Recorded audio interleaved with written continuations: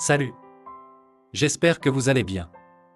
La musique, à travers notamment la louange et l'adoration, occupe une place importante lors des cultes, et nous allons dans cette vidéo parler des critères qui devraient caractériser les chantres.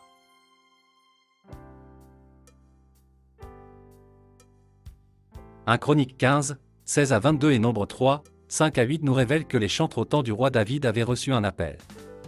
Issus de la tribu de Lévi, ils avaient non seulement une oreille musicale et des voix travaillées, mais encore de la dextérité pour jouer aux instruments de musique. De nos jours, un chantre est un chrétien qui a reçu un appel pour servir dans le département musique de l'Église et manifeste les talents similaires à ceux des Lévites. Selon un constat, il y aurait 3 catégories de chantres. Premièrement, ceux qui ne travaillent pas leur talent, parce que selon eux, même si on chante hors tempo ou hors gamme, ce n'est pas grave car Dieu regarde au cœur. L'impact de leur performance est faible. Quel contraste avec les Lévites qui visaient l'excellence.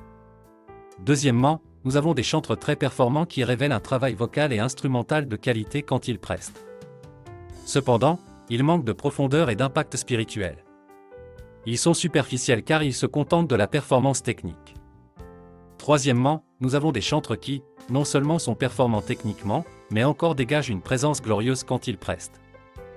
Une atmosphère particulière plonge l'assemblée dans des moments si merveilleux qu'on a du mal à les décrire, c'est la Shekinah, la gloire de Dieu.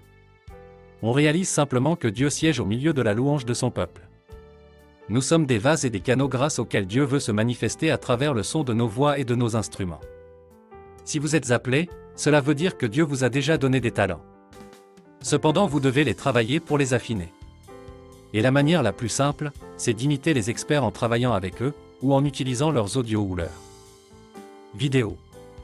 Pour manifester la présence de Dieu quand on preste, il faut être un porteur de vie, que l'on devient à travers la prière.